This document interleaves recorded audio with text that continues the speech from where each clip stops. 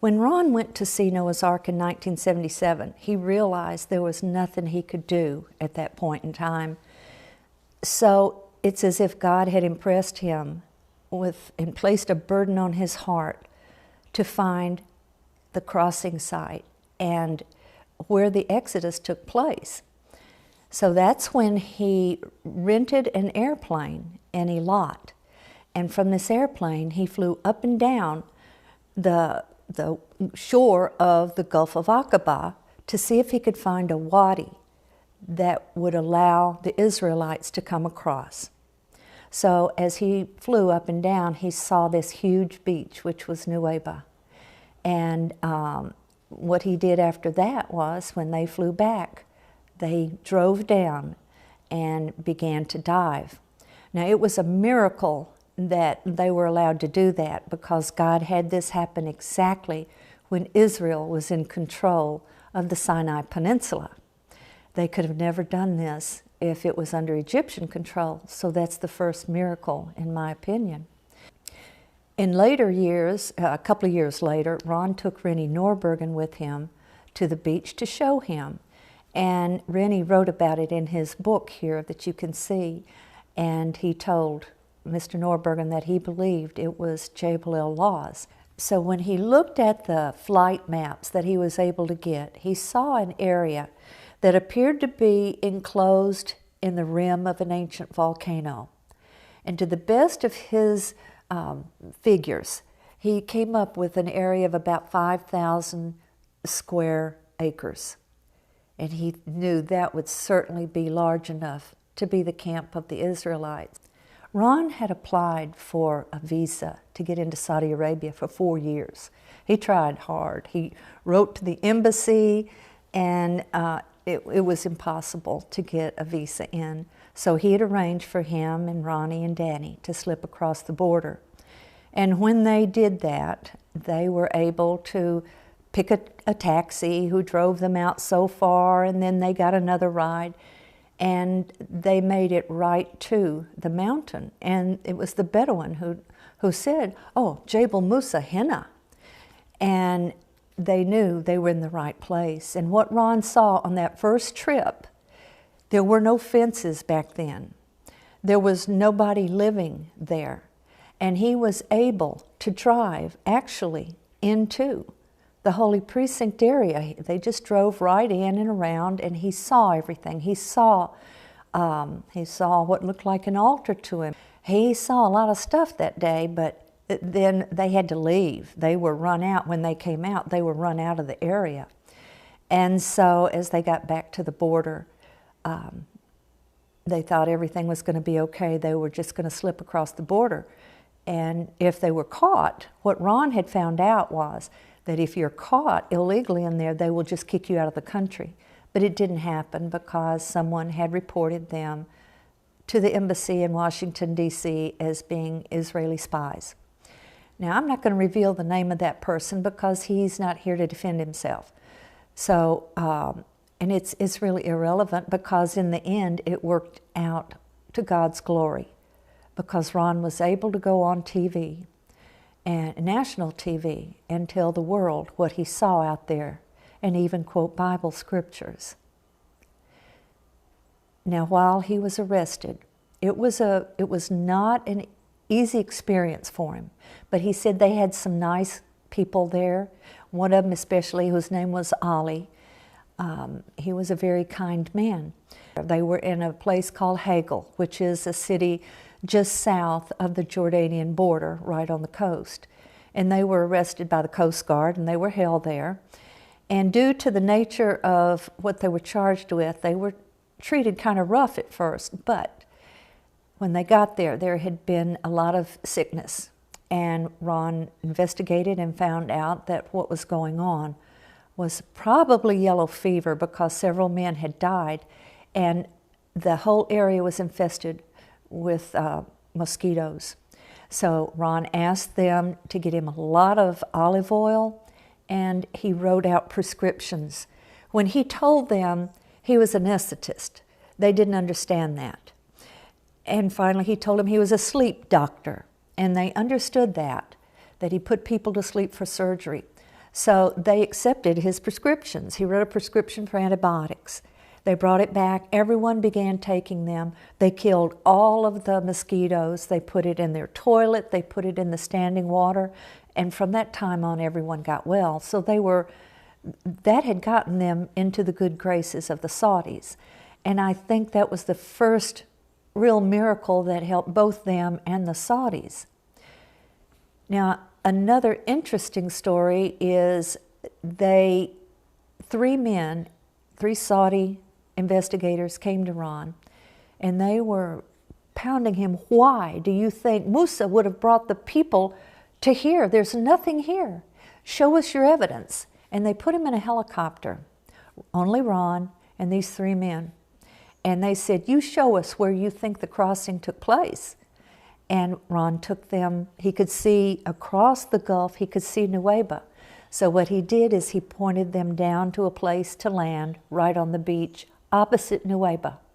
And when they got there, the second miracle happened, because it was an absolute miracle. Right where they landed was a column still standing on the beach that matched one Ron had found on the Egyptian side a few years earlier. Only the one on the Egyptian side had all of the writing eroded where it had laid in the surf. And when these men saw this column and saw that it had ancient writing on it, I think that this gave Ron a lot of credibility and really saved their lives. That's what I believe. And so then when they went back, Ronnie was not doing well at all. Ron knew that Ronnie was about to crack, and Ronnie says, I've got to get out of here. And Ron knew they had to make an escape. And he said, okay, we'll do it the next Thursday or whatever it was. But he said, oh no, we can't, because Ollie's on guard. And if we escape while Ollie's here, they'll kill him. And so Ronnie said, okay, we'll wait. But that was the Thursday. That Wednesday, the day before they were going to try to escape, was when they came to him and they said, Halas, it is finished. You're going home. And at that point, they were turned over to the Jordanians for 3 days, and then they came home. They were in prison there for a total of 75 days in Saudi, and then 3 additional days in Jordan. Ron was unable to bring home any documentation, but he believed that the column contained the name Solomon, Mizraim, Edom, death. After Ron and the boys got home from being in prison, Ron swore he would never go back there again. He was aware of the dangers now. But in late in 1984, Ron met a man named David Fasselt, who wanted to go see Noah's Ark. And this story sort of interlocks with this, because also about that same time, a man from Saudi, who he later learned was a prince and probably related to the king in some point, in some way, I don't know how, contacted Ron, and he said, I've heard your story, and ever since I've heard it, I can't do anything. I cannot function. I have to see this mountain. His name was Samran al-Materi, and he lived in Tabuk. And we were told that he was a prince of Tabuk. I don't understand the connections, so I can't go into that. But Samran actually flew to Nashville and visited with Ron. And he said, you have to take me to this mountain. I'll get you visas. I'll get you out there. I have to see it. And Ron said, well, I'll tell you what. Why don't you come to Noah's Ark with me? I'm taking a man there. And this was at the end of March in 1985. So Samran went out to Noah's Ark with Ron when he took David Fasselt out there, and there was snow on the mountain and covering Noah's Ark. But Samran believed, this man is telling the truth. There is something here. And that gave him even more more credibility with Samran. So Samran said, "You've got to come. Come on, I'll get you visas. Mr. Fassel, you can come too," because he had seen David Fassel working some of his magic with his equipment, his detection equipment. So they all went out there. And when they were out there, they were guests of Samran. They had a contract to do some work on mining purposes. So when they were out there with the dig crew, they they dug into this one area that Ron believed was a well. And at 20 feet down into that well, they found a gold bracelet. And it was at that point that they were all put under house arrest again. They found a lot of things when they were there because they were given free run of the area. And Ron found a white marble piece that had what he believed was archaic Hebrew on it. And he hid it because he knew that if he showed it to anyone, it would be destroyed. And we keep hoping that someone can find that because, well, it'd be very difficult out there to find anything, but it's still out there, I do believe. After they were put under house arrest, they did bring in an archaeologist from Riyadh who met them at Samran's complex out there. And they looked at David Fassel's videotapes showing the calves on the golden calf altar and different things. And this was the archaeologist who said, "These are not found anywhere else in Saudi Arabia, only out here." And when he saw the evidences for himself, that's when the entire area was fenced off and put under archaeological control and made off limits to everyone. After they had everything confiscated from them, for years Ron was just desperate to try to get photos, all to no avail. It was in the late 80s when we read an article claiming that Mr. Cornuke was claiming he had found Mount Sinai. And at first we were really excited, but then we discovered that he had no plans for him or Mr. Williams, who was with him, to share the photos with anyone. And they had their own story about what happened. And we learned that the way that they found it, because this mountain is not an easy thing to find. It's not. It's like trying to find a grain of sand on the beach. So I'll read from the beginning of their book in the foreword, which David Fassel wrote. He said, "Was Larry afraid to give it a try, talking about sneaking into Mount Sinai?" He says, "Nah, would I go with him?" He says, "Well, not exactly, but I'd give him a map." He had told him everything about Ron's story.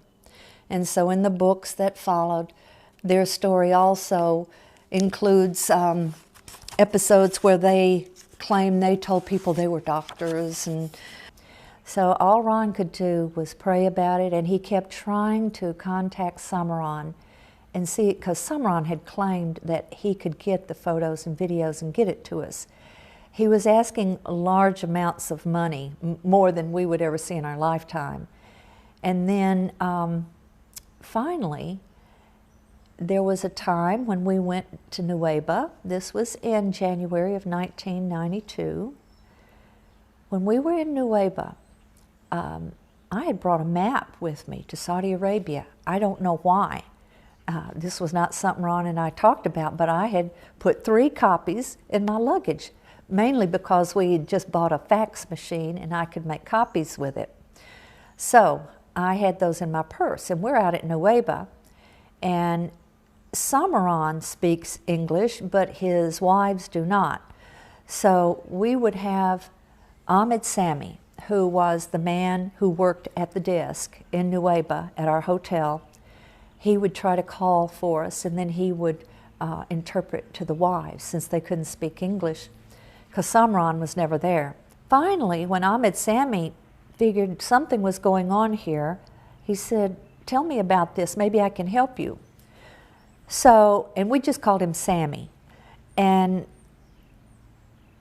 Ron explained to him that there was Mount Sinai in Saudi Arabia. And then he told him about his other discoveries, about Noah's Ark and all of these things. And Ahmed Sami had this great idea. He says, I can get this for you. He says, every Muslim is allowed to go on a Hajj visa to Saudi Arabia once in their lifetime. In fact, we have to. He says, I've never gone on mine. And so the deal was, we gave him some money to buy a ticket over there. We left him a camera, and Ron even gave him $500 extra to go over there. Now, when we got home, we got a call from Ahmed Sami, who's saying, I need more money. This is going to cost more than I thought. So I'm the stingy one in the family. Ron was quite willing to give him more money, so I said, okay. So I go to the bank. I made the wire transfer based on the instructions Sammy had given us. And I think it was another $1,500. I can't remember exactly. But I kept saying, Ron, we're just throwing away money. I got a call from the bank that the wire didn't go through because there was a number missing, a wire number missing, and I needed to get that. So Ron had me call Ahmed Sami, and I called him, and I got that number, and I called the bank back the next morning and told them I wanted to go ahead and make that wire, and here was the number.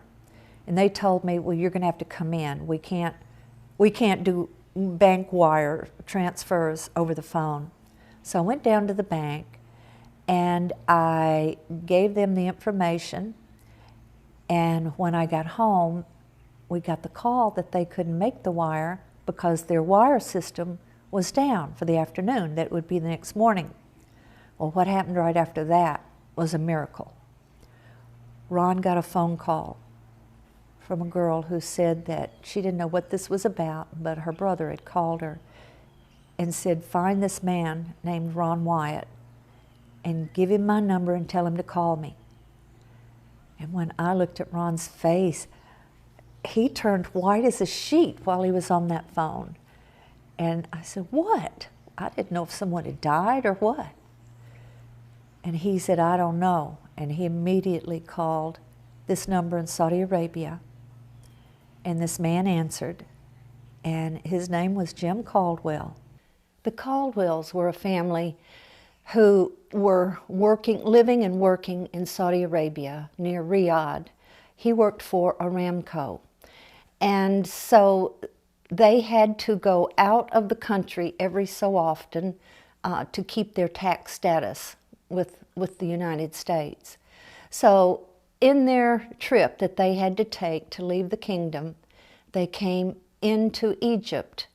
They were especially interested in going to see St. Caterina's or St. Catherine's in the Sinai Peninsula. This is supposedly the real Mount Sinai, but it's the traditional site. It was located by dreams and mysticism from the mother of Constantine. That's how it was located. So anyhow, they went out there and they came away very, very disappointed because they knew they had not seen the real thing. And when they had left Nueva, they had been at the same hotel that we had been at, and Sammy there knew that they lived in Saudi Arabia. So when they came back through that second time after their trip, which was right after we had left, he was very excited. He had already figured out what he was going to do, how he was going to get the footage, and how he was going to collect a grand sum from Ron Wyatt. When they came back, Ahmed Sami told him, you've got to do this for me. And he was trying to get Jim and his wife Penny to make these photos for him and then give them to his brother in Saudi, who would give them to him. And I'm sure the Caldwells were quite concerned, what is he talking about? And I want to let you hear them tell the story, but I'm going to go ahead and tell it because you can't hear the video real good. They said when they got there, Ahmed Sami told them a story about a man who had just been there, and it had something to do with the Ark and Mount Sinai, and they didn't know what it was all about. But finally, Jim said he figured out that it was Noah's Ark. And Jim said something went off in his brain that his sister had sent him a videotape the year before about a man who said he had found Noah's Ark. And that man was Ron Wyatt. And so what Jim would do, he said, was he'd take these tapes. They would come in on 8mm tapes because they were small. And he would transfer them to a VHS tape. And then he would reuse the 8mm tapes. I imagine it's kind of hard to get tapes over in Saudi. So him and his wife and his 2 kids, they're doing their usual out of the kingdom visit that you have to do when you work over there every so often to keep your tax status. And they had just gone to St. Catherine's and were very disappointed because they thought it was the real Mount Sinai. And they had really wanted to see that, but they didn't. So when they got back, and they were praying and studying and wanting to see the real Mount Sinai. And so there's more to their story, which they can tell, but when they got there and Ahmed Sami told them this story, Jim said, he thought a minute, and he said, I brought 10 tapes with me on this trip and to use, and I've used 9 of them. I wonder if the one I haven't used, and he put it in his video recorder, played it, put it up to Ahmed Sami's eye, and Ahmed Sami said, that's him, that's the man. He had not used the tape that had Ron on there. And they were all very, I mean, that was a miracle. That was a miracle right there. And we had left a map with Ahmed Sami, and Ron had me draw a cow on there. Then he had me draw the mountain with a tree between 2 boulders and some other things. I don't remember all of it. But Jim and Penny went there right when they left Nuweiba, took their car, and on their way home, they went to Mount Sinai and they made all these pictures. And when they got them, they called Ron and said, we want you to have these. So a few weeks later, Ron flew to Bahrain and met them over there, because you can fly freely to Bahrain, but you can't Saudi, and it was very quick and easy for them to come there. So they gave us not only copies of the video, they gave us all their photos, and they gave us even the negatives. And this continued for quite a while. They would, Ron went over there a couple of times. They had a place, they called it the Mexican restaurant. They spoke in code over the phone because I think everyone was rather nervous about what they were doing, especially them, because they lived there. So all the pictures and videos that they brought to us, I honestly believe that was the happiest I'd ever seen Ron, and you know, in anything relating to all of this work that we had been doing, because for so long he had wanted to show people. Ron didn't do this to gain any fame or fortune or anything like that. Ron just wanted people to see what God had preserved for them. And I don't believe anybody could have done a better job of photographing and videoing back then, back in the early 90s, with the equipment that was available to people back then. I don't believe anybody could have ever done a better job than they did. And I will always be grateful for what they did. Vivica, I will always admire her for what she did, because Vivica Pontin heard Ron speak, I think in Norway or Sweden, and she heard this before he was able to get the photos and everything, and she wanted to go and help Ron have some photos.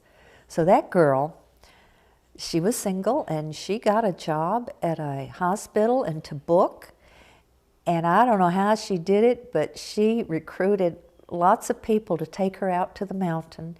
And she made all of these photos and videos and just gave them right to Ron. I remember one time there was a young man who was working with her, Toby, and she had gone out to the mountain with Toby, and she had shot a lot of rolls of film, slides. And when Toby and them got back, they found out that Toby's sister back in the U.S. had been in a terrible accident, and Toby had to go back to the U.S.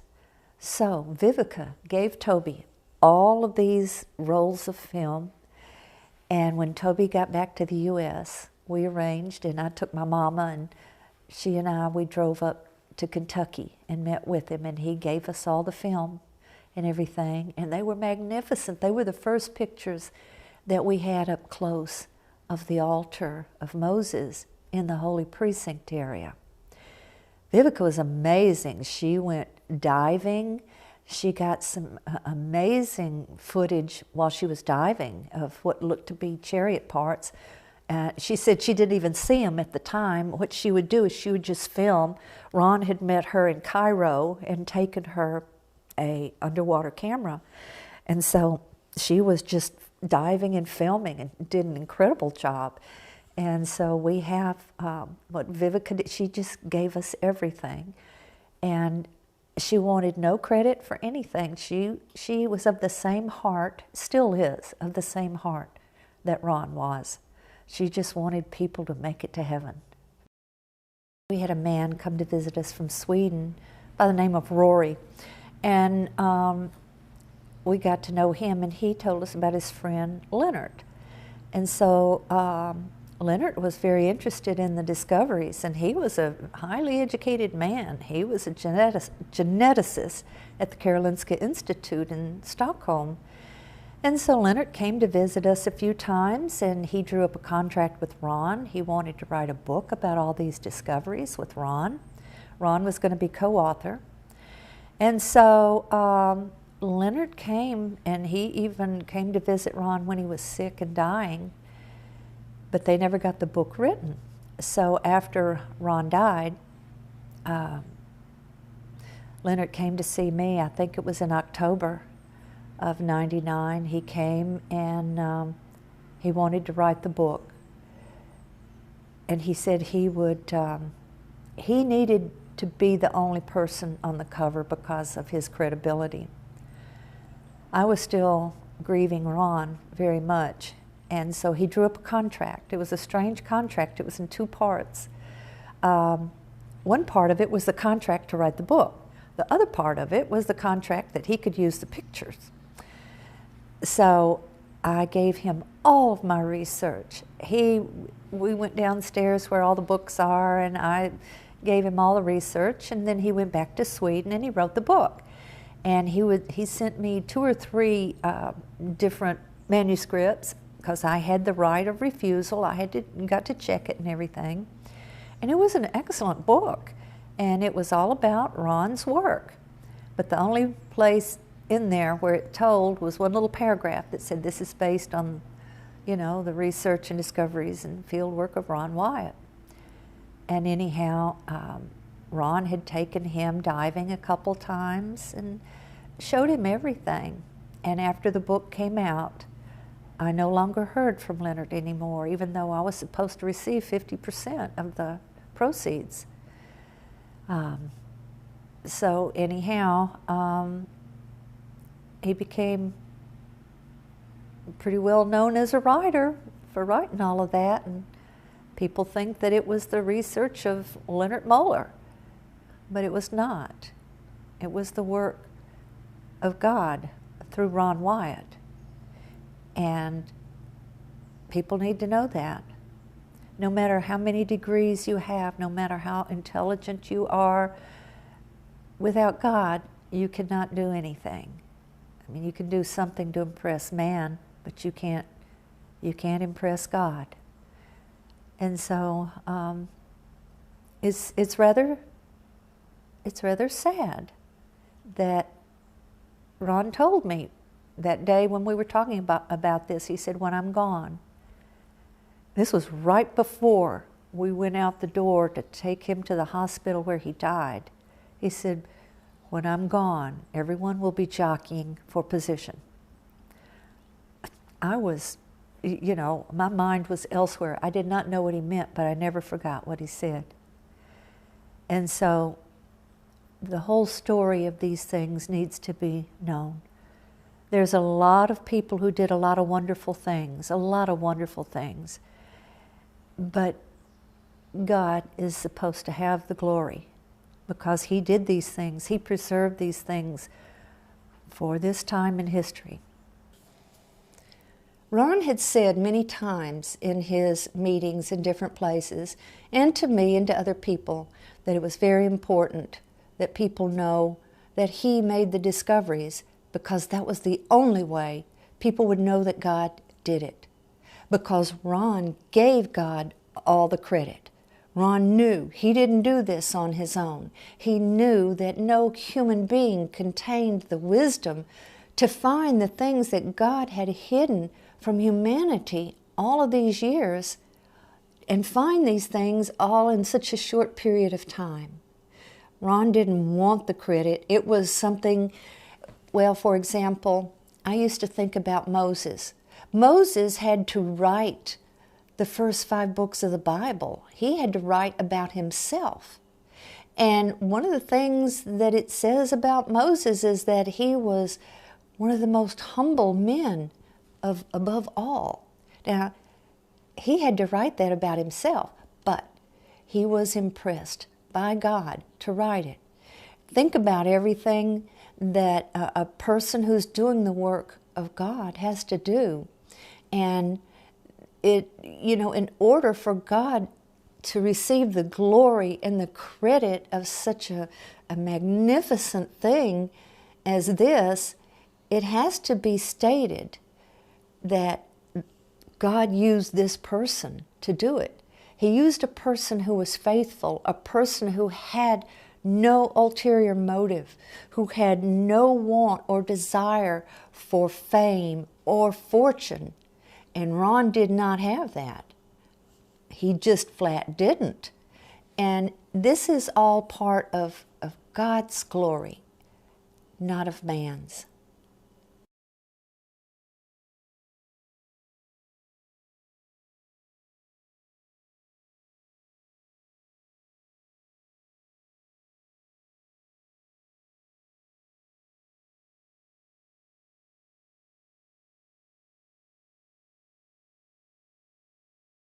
But right now, we have Ron Wyatt. Ron, Hi, welcome to glad Maranatha. to meet you, Jack.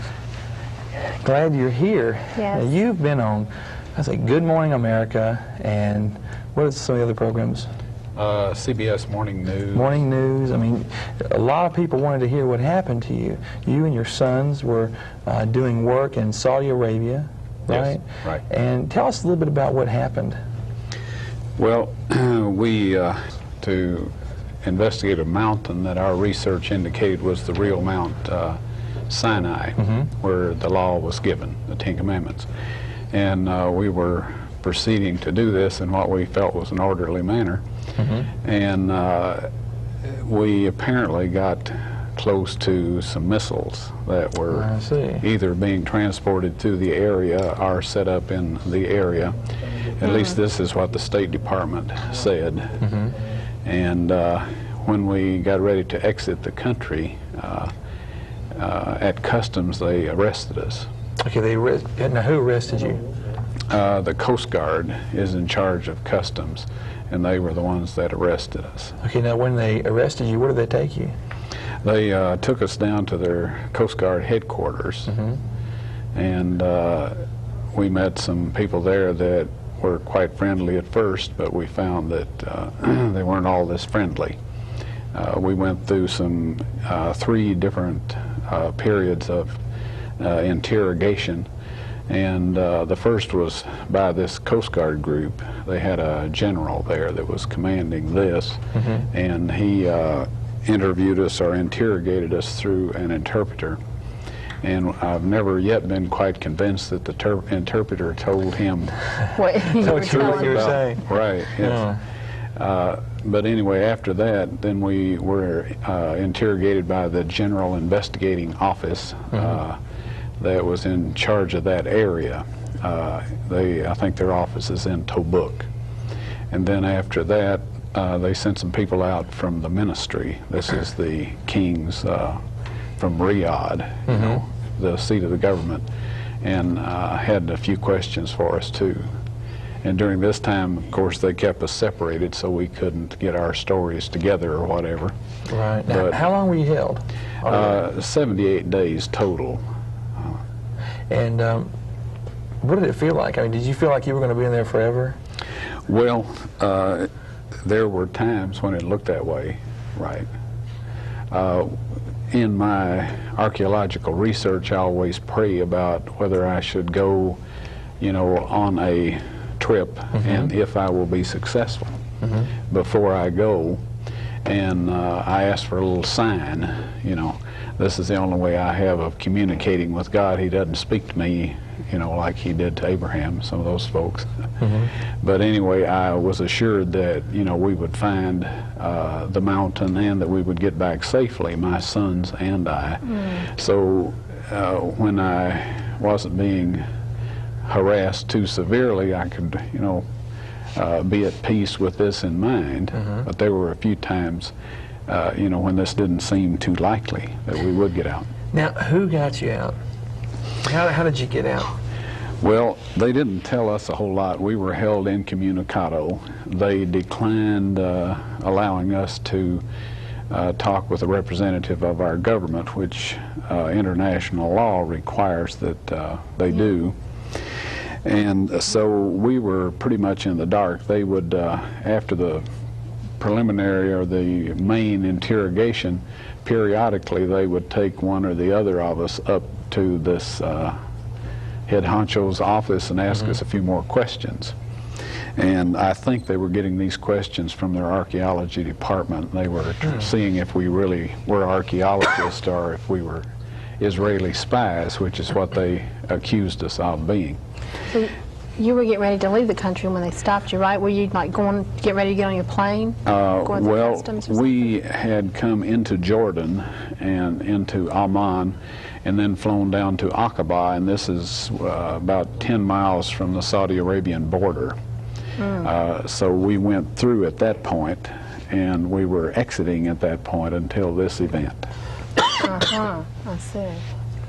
Anyway, back to the other question. I'm not sure who got us out. Some people talked to Congressman Boner's office, and I understand that he put some pressure on.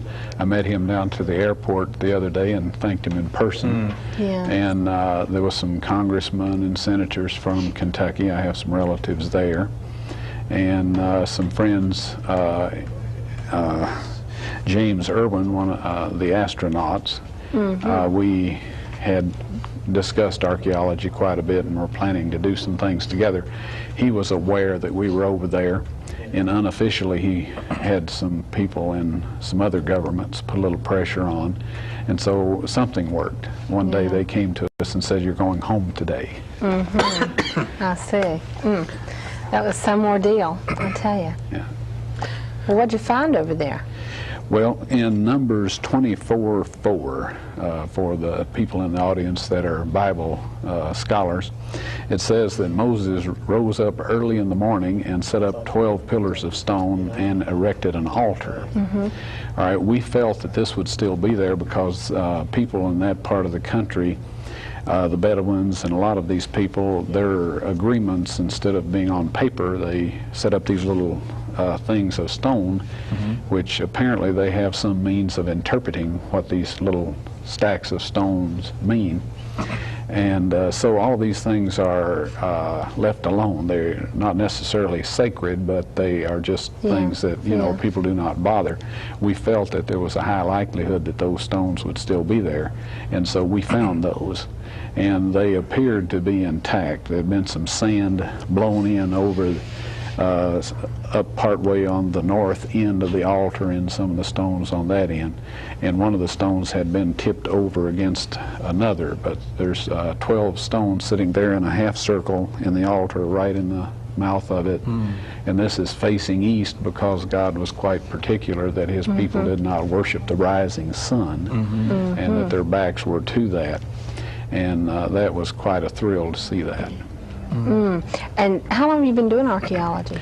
Well, I've been an armchair archaeologist like a lot of people for more years than I'll mention, but we started making field trips in 1976.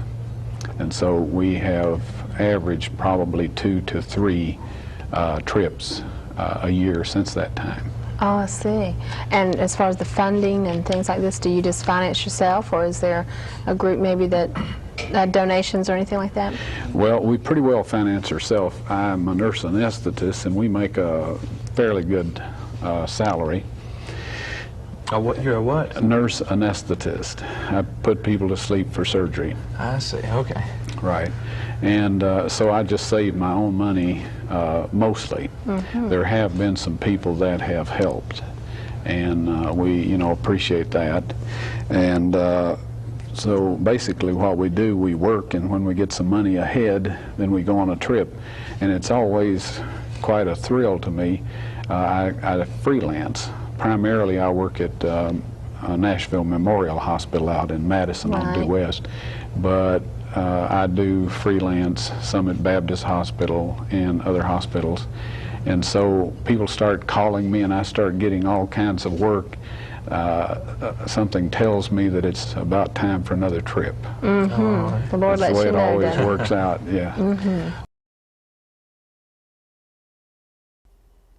When Ron was there, the local Bedouin told him that these round marble columns in the holy area at the foot of the mountain had been used in a monument that had been there and had been removed. The pieces had been removed in the 30s, like 1938 or something. This is what he was told. And they said it had been a round structure like this with columns all the way around it and with a round top like this. That's what they described to him.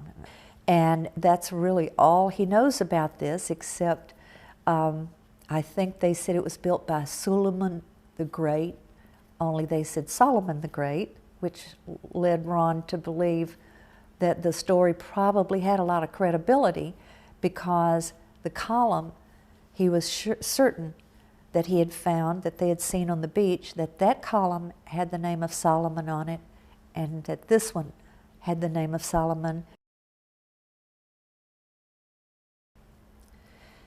Every time that Ron and I would go to Nueva, he would want me to look across there with the telephoto lens and try to see if I could see the column over there. Yeah. Okay, because this is right at that one wadi, that big one. Okay. It's by the one that you can come through where the column is, and the other thing up to the north. Okay, then the other was probably Fortress, and this is the column because it's all by itself. Okay. And that's more better. I've never seen it from this distance. All right, let me back off and see where this is. Okay, that's right, by that big wadi. Okay. On the left side of it, looking there that way? No, it's here, Ron, it's here, and then the wadi goes up like that. It's on the right bank of it? Okay. Well, the left comes in from that side. It would be on the left from that side, yeah. It was only after the Caldwells went there and went to that beach and found that there was nothing there except a piece of rebar in concrete at the exact location that we realized the column had been removed. Now, we've heard several stories now that we have people who have been traveling fairly freely through there. We have heard stories that the locals know about the column. One story, the first one that we heard, was that the column was transported to Hagel. One is that they took the column out into the water and dropped it somewhere. That would be rather difficult too, because again, it is very heavy and very big. But that is the story of the column. Ron saw on the face of this mountain, just up above the holy precinct, he did see that there was a huge cave up there. And he thought that had to be Elijah's cave, but he never did climb up there. During his time there, he never really climbed the mountain at all. He just spent his time in the open area. But he did believe that that was most likely the cave that Elijah went into. At the foot of Mount Sinai, in this area called by us the Holy Precinct, I don't know what other people want to call it, but the area at the foot of the mountain that was holy, there is an altar. And when Ron first saw it, he was able to examine it carefully. And it had, coming out from it, what looked like a corral. It was 3 walls, one in the middle, 2 on either side, that looked like people or animals lined up through it, maybe 60 foot long. Up here at the other end, he said it was filled in with dirt. I think there might have been some areas that had caved in or something, but it fit the biblical account of where God told them to build an altar of earth. And said, and if you will, build it of stone, it has to be unhewn stone, because if you put your tool on it, you've desecrated it. So when Ron saw this, what he believed was the situation was that they outlined it in stone and filled it in earth. Years later, when the Saudis came, and I think this was, I'm not sure when they did this, because in Vivica's pictures, which were in maybe 97, the altar still contains the earth, but there were some things that looked like they had been excavated. So I don't really know when this happened, but the Saudis removed all the earth from it and made it look like one big old corral. So everybody's got all these different ideas about what the altar looked like and how it worked and all of these different things. But I think that I will tell you about a dream that Ron told me he had. He told me that God gave him a dream. And in this dream, he was in a vantage point up high, looking down on the altar. And he saw somebody administering the offerings at that altar.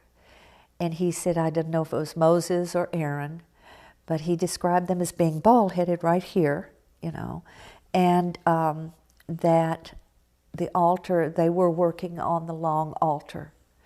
So I know that Ron believed it was an altar of earth containing unhewn stone.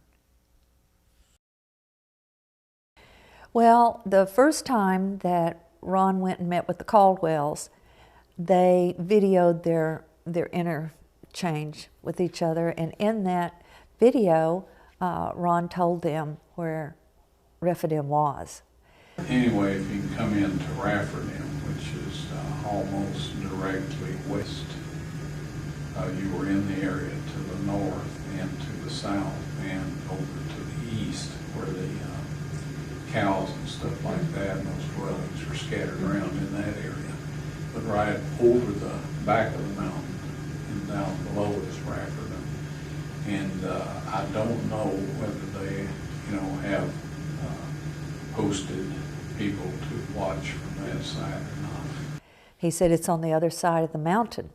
And this is another miracle, because when the Caldwells went there and came into the area that Ron believed was Rephidim, they found this monstrous split rock that showed evidence of a tremendous amount of water coming out. It's absolutely spectacular. And I think that right there is a strong confirmation that that is Rephidim.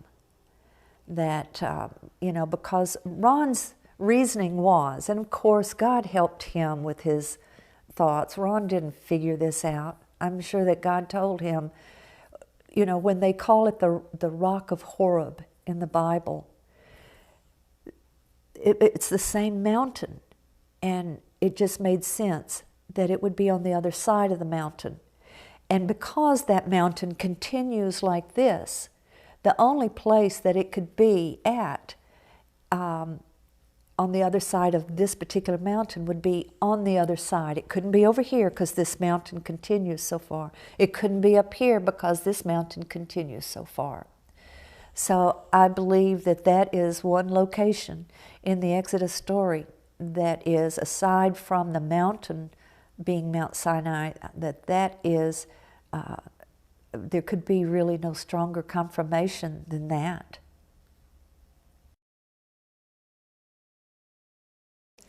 Ron knew that probably a big concern of the Saudis would be the idea of Israel trying to lay any claim to the land because Mount Sinai was in their land. He wrote a number of letters to the Saudi government through the years, and in each of those he tried to address this issue and assure them that there was no evidence, biblically or otherwise, that showed that Israel had any claim to the land. My research also proves that no one except your royal majesties have divine claim to this holy mountain. This is proven by the Torah, the Quran, and secular history. In the Torah, this is proven in the book of Deuteronomy. When Allah tells the prophet Musa to leave Jabal Musa and lead the people north to the land He has given them, meaning the promised land, Allah says they are not to disturb the land they will pass through, because this land is not theirs. Deuteronomy 2:4 says, "And command thou the people, saying, Ye are to pass through the coast of your brethren. Meddle not with them, for I will not give you of their land, no, not so much as a footbreadth."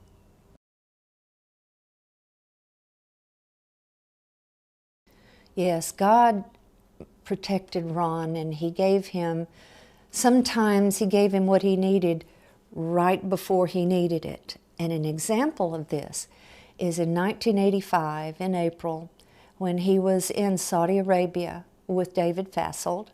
They were under house arrest.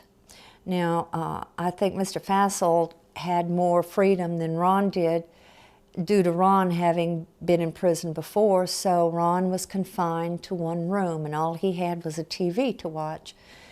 And he was just sitting there watching TV until he was called, I think it was later that day or early the next morning, when he had to appear in front of a group of investigators and many imams who were there. They were going to question him.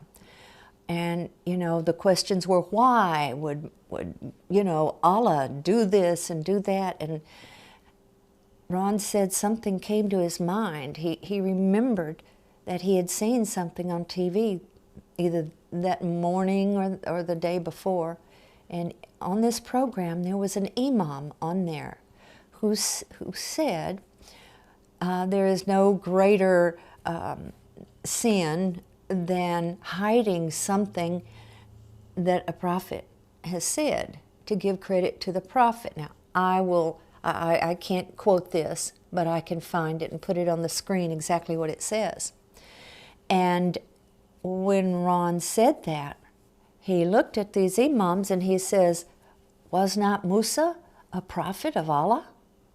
And he said they were all bending over each other going, "Oh, yes, yes, yes, yes, yes."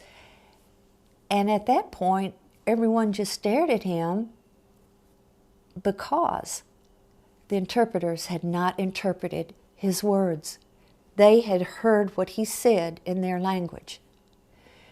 And Ron said he was puzzled and confused because he did not speak Arabic.